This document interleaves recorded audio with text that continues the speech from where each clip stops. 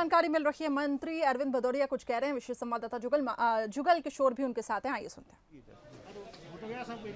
हो गया एक बार मैं हूं, चल बैठो। देखिए अरविंद जी हमारे साथ इस समय मंत्री, और ये अरविंद भदौरिया जी जो एक तरह से हम कह सकते हैं कि बीजेपी के स्टार इसलिए कहे जाते हैं कि वो लगातार इस तरह का कुछ न कुछ करते हैं जो बीजेपी को एक लंबा गेन कराता है। एक केदार डावर जी निर्दलीय विधायक है, उन्होंने बीजेपी को समर्थन दिया है। सर, किन शर्तों पे वो आपके साथ जुड़े हैं? केदार डावर जी वैसे आदिवासी नेता हैं, एक बार के नहीं, पूरा परिवार में 4 बार विधायक ही रहे। जिला पंचायत के अध्यक्ष है उनकी पत्नी, जनपद में उपाध्यक्ष है उनका परिवार के लोग। तो उनके विकास के सपनों के लिए भारतीय जनता पार्टी के साथ खड़े हैं, विकास के काम के लिए भारतीय जनता पार्टी के साथ खड़े हैं। उनके कुछ विकास की बातें हैं, क्योंकि 7 साल में कमलनाथ जी ने कुछ किया नहीं है, इसलिए वो भारतीय जनता पार्टी के साथ है, हम लोग उनके साथ खड़े हैं। क्या समर्थन के लिए कई बार कुछ मूल्य भी चुकाना होता है, या कई बार हम कहते हैं जिसको कि कुछ वादे भी हमको करने होते हैं, तो क्या केदार डावर जी से कोई वादा बीजेपी ने किया है? केदार डावर से कोई वादा नहीं किया है। केदार डावर से कई कामों के लिए 15 महीने की कमलनाथ की सरकार में परेशान होते रहे, तो मेरे दोस्ती में है, मेरे साथ आए, तो मैंने कहा आप निश्चिंत होकर रहिए।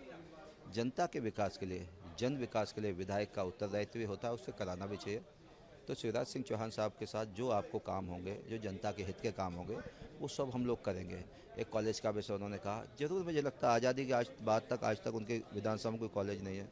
तो ऐसे कुछ विषयों के लिए हम लोग साथ खड़े हैं, लेकिन शिवराज जी के विकास हितैषी नीतियों के समर्थन में हम लोग उन्होंने हमको समर्थन दिया, हम लोग उनके विकास के काम करेंगे। लेकिन एक मैसेज ये भी तो जाएगा कि क्या बीजेपी पूर्ण बहुमत से सरकार नहीं बना पा रही है, जो अब निर्दलियों को साधने की कोशिश कर रही है चुनाव से इन वक्त पहले? 100% भारतीय जनता पार्टी पूर्ण बहुमत से सरकार बनाएगी, जनता के पास है। अब जब जिनकी इच्छा तब आ सकते हैं। 5 निर्दलीय हमारे साथ थे, ये भी हमारे साथ आ गए हैं, तो इसलिए 100% भारतीय जनता पार्टी की जनता के पास सरकार बनेगी। सर, क्या ये निर्दलीय आपको लगता है, हालांकि आप जैसा दावा कर रहे हैं कि पूर्ण बहुमत से सरकार बन रही है, लेकिन क्या ये निर्दलीय आने वाले वक्त में किंग मेकर की भूमिका में रह सकते हैं, या हम कह सकते हैं कि इनकी जरूरत बेहद पड़ने वाली है सरकार में? मेरा कहना है कि सरकार में विकास के लिए सभी की आवश्यकता है। हम लोग बम्पर मतों से जीत के आएंगे, उनकी भी आवश्यकता है। निर्दलीय विधायक देखो, जीतना बड़ा आसान नहीं होता है। कांग्रेस और Bharatiya Janata party 2 party system Madhya Pradesh, इसमें भी निर्दलीय विधायक जीत गया, इसका मतलब बड़ी बात है। तो नेता का सम्मान करना, जन का सम्मान करना, लोक से जीत के आए लोक हितकारी लोग हैं, इसलिए इनके विकास के लिए हम हमेशा दृढ़ संकल्पित हैं और हमेशा इनकी मदद भी करेंगे। सर, एक सवाल ये जरूर बनता है, और ये सवाल का जवाब केवल आप ही दे सकते हैं, क्योंकि मैं ये मानता हूँ कि पूरी बीजेपी में अगर ये मैनेजमेंट संभाल रहे हैं तो अरविंद भदौरिया जी संभाल रहे हैं। अभी कितने विधायक और हैं जो बीजेपी को समर्थन दे सकते हैं? मेरे कहते हैं विकास के सपनों के साथ, शिवराज जी की सरकार के साथ जो भी विधायक आएंगे हम उनका स्वागत करेंगे। आने की संभावना है? अब हम उनको लेने किसी को जाने वाले नहीं हैं। किसी के मन में इच्छा है, किसी के मन में आकांक्षा है, क्योंकि अगर विकास नहीं कराएंगे तो आगे उनको जनता के बीच में जाना है। इसलिए कोई अगर मत बदलता है तो भारतीय जनता पार्टी सर्वसमावेशक है, सबको स्वीकार करती है। शिवराज सिंह चौहान सबको। कुछ विधायकों ने संपर्क किया है, ऐसी जानकारी मिल रही है? नहीं, ऐसा कुछ नहीं है। अगर होगा तो मैं सबसे पहले आपको बताऊंगा। Thank you. अरविंद भदौरिया जी, जिनका ये कहना है कि अभी जो विकास के साथ आना चाहता है वो आ सकता है। केदार एक छोटा जी, केदार डावर जी, जुगल आप तक मेरी आवाज मिल पा रही है? क्या ये जो आपको ने आज बीजेपी को समर्थन दिया है? हाँ जी करिश्मा जी। जुगल आप बताएं वहां पे किस प्रकार की हलचलें देखने को मिल रही है? जी करिश्मा जी, इस वक्त हमारे साथ केदार डावर जी हैं जो निर्दलीय विधायक है और आज उन्होंने बीजेपी को समर्थन दिया है। केदार जी, क्या आधार है आप समर्थन बीजेपी को दे रहे हैं, इसके पीछे क्या कारण है? और उस समय आप साथ नहीं आए थे, या साथ आए थे लेकिन आप प्रत्यक्ष रूप से सामने नहीं आए थे, आज ऐसा क्या हुआ कि जो आप बीजेपी को समर्थन दे रहे हैं? मैं मेरे क्षेत्र के विकास के लिए मैं निर्दलीय विधायक हूँ, और जो बंद पड़ा हुआ रुका हुआ है, जिसकी अपेक्षाएं जनता को, उसको पूरा करने के लिए सरकार को मैंने समर्थन दिया, न कि बीजेपी। सर, लेकिन उस समय जब ये सरकार की पूरी उठापटक चल रही थी, जब सरकार बदलने का वक्त आ रहा था, उस समय केदार डावर जी नजर नहीं आ रहे थे।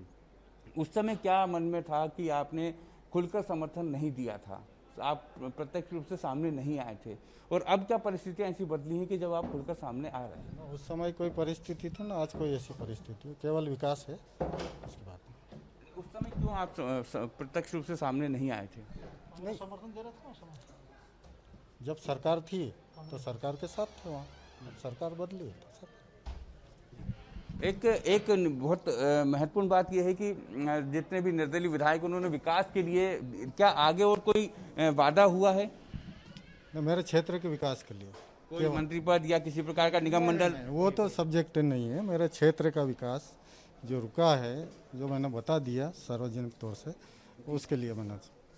आगे आपको संभावनाएं फिलहाल क्या लग रही हैं? क्या बीजेपी पूर्ण बहुमत के साथ सरकार बना रही है? अगर पूर्ण बहुमत के साथ सरकार बना रही है तो फिर निर्दलीय क्या भविष्य है? ये तो जो पार्टी चुनाव लड़ रही हो वो जाने। फिर निर्दलीय नेताओं का, निर्दलीय विधायकों का पूर्ण रूप से बीजेपी सब बहुमत में आ गई तो उस समय देखेंगे सभी। तो क्या अब अगर कुछ संभावना दिखी, एक बार कुछ संभावना दिखी तो शायद केदार जी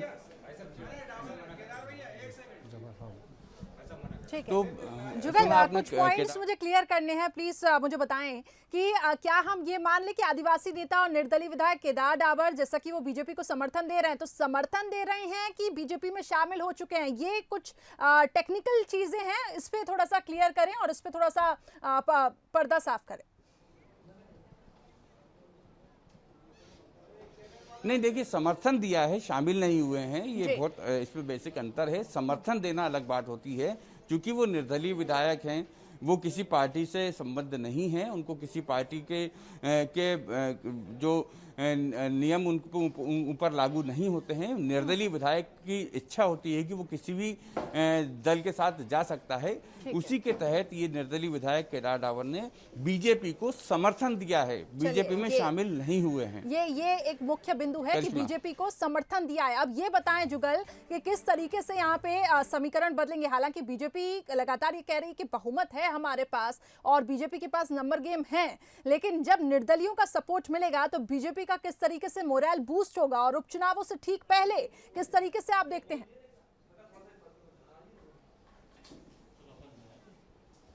देखिए, निश्चित रूप से बीजेपी दावा कर रही है कि वो पूर्ण बहुमत से सरकार बनाने जा रही है, क्योंकि उसको विधायक चाहिए जो उनको समर्थन के लिए, पूर्ण बहुमत के लिए। निर्दलीय विधायक भी अभी तक उनके साथ हैं, और अब केदार डाबर भी, हालांकि पहले भी वो कह रहे हैं कि पहले भी बीजेपी के साथ थे, लेकिन अब खुलकर समर्थन दिया है उन्होंने। तो हम ये कह सकते हैं कि अब केदार डाबर जी जो है वो बीजेपी के साथ हो गए हैं। तो अंक गणित के हिसाब से बीजेपी बेहद मजबूत दिख रही है। अगर निर्दलीय विधायक भी पूरा समर्थन देंगे और पूर्ण बहुमत से सरकार बनेगी बीजेपी की, तो एक बेहद मजबूत सरकार हमको यहाँ देखने को मिलेगी। अंक गणित की बात करें तो अंक गणित चुनावी जो रिजल्ट होगा उसके बाद ही बहुत स्पष्ट हो पाएगा कि आखिर अंक गणित क्या रहने वाला है मध्य प्रदेश का। ये हम ये माने कि ये मनोवैज्ञानिक का जीत अगर हम ये कहें उपचुनावों के बीच में, क्या हम ऐसा मान सकते हैं? क्योंकि ऐसे दावे तो पहले भी किए गए हैं और दोनों ही दल कर रहे हैं, एक तरफ कांग्रेस भी कर रही है, लेकिन कहीं ना कहीं एक प्रेशर बनाने की भी कोशिश होती है। क्या आपको ये एक ऐसी भी रणनीति दिखाई दे रही है? और उससे क्या आदिवासी नेता और निर्दलीय विधायक केदार डाबर की क्या विधानसभा की सदस्यता पर भी कोई असर पड़ सकता है? और आगे उनकी किस तरीके से भूमिका रहेगी अगर वो बीजेपी को समर्थन दे रहे हैं? तो कई सवाल है जुगल।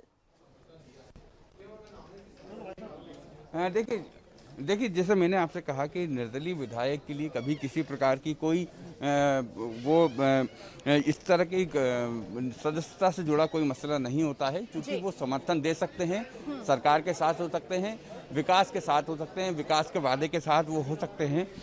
इसलिए सदस्यता जैसा कोई इसमें मसला नहीं है। और जहाँ तक मनोवैज्ञानिक दबाव है, तो देखिए, किसी भी है तो कार्यकर्ताओं में जोश बढ़ता है, कार्यकर्ताओं में उत्साह बढ़ता है, नेताओं में उत्साह बढ़ता है, तो एक समीकरण और एक फर्क जरूर पड़ता है। लेकिन इस समय एकदम ये बहुत बेहद जरूरी था, ऐसा भी नहीं था कि कोई ऐसी परिस्थिति निर्मित हो रही है कि किसी निर्दलीय विधायक का समर्थन लेना पड़े। तो ये बेहद जरूरी भी इस वक्त नहीं था, क्योंकि चुनाव का वक्त चल रहा है, लेकिन फिर भी काफी हद तक मुझे लगता है कि ये एक मनोवैज्ञानिक रूप से दबाव बनाने और अपनी मजबूती दिखाने का एक मौका कह सकते हैं हम इसे। तो क्या जुगल फिर क्या बीजेपी को क्या कोई शंका है क्या? क्योंकि जैसे कि आप कह रहे हैं कि मजबूत स्थिति में पार्टी दिखाई दे रही है अंक गणित के हिसाब से, लेकिन उससे पहले क्या बीजेपी को कोई शंका है और तभी निर्दलियों पर डोरे डाले जा रहे हैं? देखिए, अरविंद भदौरिया जी से हमारी बात हुई, उनका ये कहना है कि कोई हमको शंका नहीं है, पूर्ण बहुमत के साथ बीजेपी सरकार बना रही है, इसलिए कहीं कोई कुशंका नहीं है।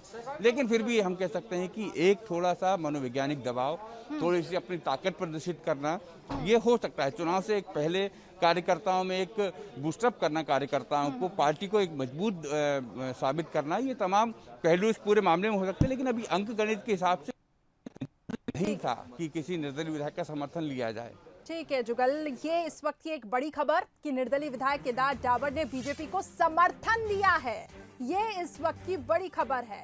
और उपचुनावों से ठीक पहले निर्दलीय विधायक का बीजेपी को समर्थन देना अब किस तरीके से समीकरण बदलता है, ये देखने वाली बात होगी। कांग्रेस प्रवक्ता इस वक्त हमारे साथ अब्बास हाफिज जी भी जुड़ चुके हैं। सबसे पहले तो अब्बास जी, आपका बहुत स्वागत है। और निर्दलीय विधायक केदार डाबर बीजेपी को समर्थन दे रहे हैं, कांग्रेस इसे कैसे देखती है? बीजेपी कह रही है अब कोई शंका नहीं है, हम एक मजबूत स्थिति में है। देखिए, केदार डाबर जी निर्दलीय विधायक हैं, इससे पहले भी उन्होंने समर्थन दिया था बीजेपी को। डिनर डिप्लोमेसी जो बीजेपी ने अपनी की थी, जिसमें उन्होंने डिनर के नाम पे लोगों को जोड़ा था, तब भी साथ में थे। लेकिन मुझे आपसे सूचना मिली है ये, और वो निर्दलीय हैं, स्वतंत्र हैं। बीजेपी तो इस वक्त दूसरों के दलों के विधायकों के ऊपर क्या कर रही है सब जानते हैं। आज लोकतंत्र की दिन दहाड़े हत्या है। सबसे बड़ा समर्थन जनता का है, जनता का समर्थन हमारे साथ है, और जनता के समर्थन से ये साबित हो जाएगा। अब्बास जी, लेकिन हमारे विशेष संवाददाता ने बात भी करने की कोशिश की उनसे, और उन्होंने बातचीत में साफ तौर से कहा कि ठीक है, हम वो बीजेपी को समर्थन दे रहे हैं क्योंकि मैं विकास के साथ जा रहा हूं। इसको फिर आप उपचुनावों के बीच में अगर निर्दलीय का सपोर्ट बीजेपी को मिल रहा है तो कांग्रेस क्या किससे चिंतित है?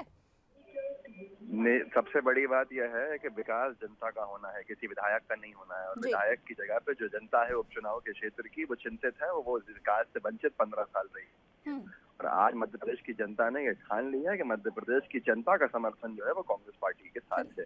रजनीश जी, निर्दलीय का तो समर्थन मिल रहा है बीजेपी को, लेकिन कांग्रेस का ये कहना है कि कांग्रेस चिंतित नहीं है क्योंकि कांग्रेस को तो जनता का समर्थन मिल रहा है। देखिए, कांग्रेस चिंतित है या नहीं है वो कांग्रेस जाने, राहुल गांधी जी जाने, सोनिया जी जाने, वो उनकी टेंशन है, हमारी टेंशन नहीं है। पर आज ये सिद्ध हो रहा है कि कांग्रेस जिस प्रकार से संचालित हो रही है वो आपस में गैंगवार जैसी लोकतांत्रिक तौर पर शुरू हो गई है। गैंगवार मतलब गोलीबारी की बात मैं नहीं कर रहा हूँ, पर लगभग वैसी स्थिति कांग्रेस में होने। जब कमलनाथ जी सीधी चुनौती राहुल गांधी को दे रहे हैं, वो सबके सामने है। अभी एक निर्दलीय विधायक ने समर्थन करके जता दिया कि उनका भविष्य और उनकी क्षेत्र की जनता का भविष्य केवल और केवल भाजपा सरकार में ही निश्चित है, पक्का है, और इसीलिए उन्होंने समर्थन दिया है। ठीक है। और रही बात जनता की, तो 10 तारीख को जो परिणाम आएंगे और कांग्रेस उसमें जब पराजित होगी, तो मेरा एक रिक्वेस्ट है कि कम से कम ये ईवीएम पर दोष ना मढ़े कि ईवीएम के कारण ऐसा हो गया, क्योंकि इनका ये सगल है, जब हारते हैं तो ईवीएम पर दोष मढ़ना शुरू कर देते हैं। और पहला बयान, पहला ट्वीट दिग्विजय सिंह जी का आ जाता है कि ईवीएम मैया की जय हो गई इसलिए जीत गए।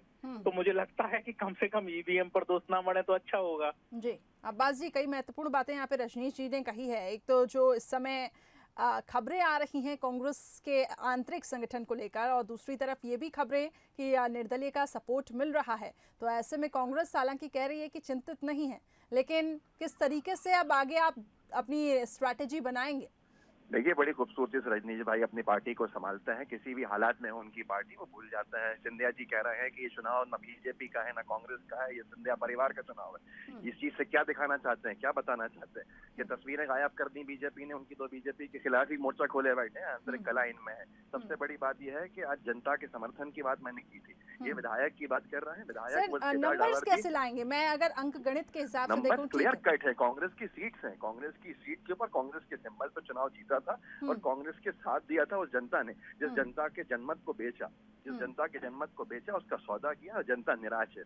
पूर्ण बहुमत, प्रचंड बहुमत से सरकार बनाएंगे। विनती हमारी सिर्फ इतनी है कि ये केंद्र सरकार से सौतेला व्यवहार करवाना शुरू नहीं कर दें। हारने के बाद बौखलाहट जो होती है इनकी, हमारी भी ये विनती है बस। और बीजेपी कह रही है कि हारने के बाद कांग्रेस ना ऐसा ईवीएम पर ठिकरा फोड़ना शुरू कर दे।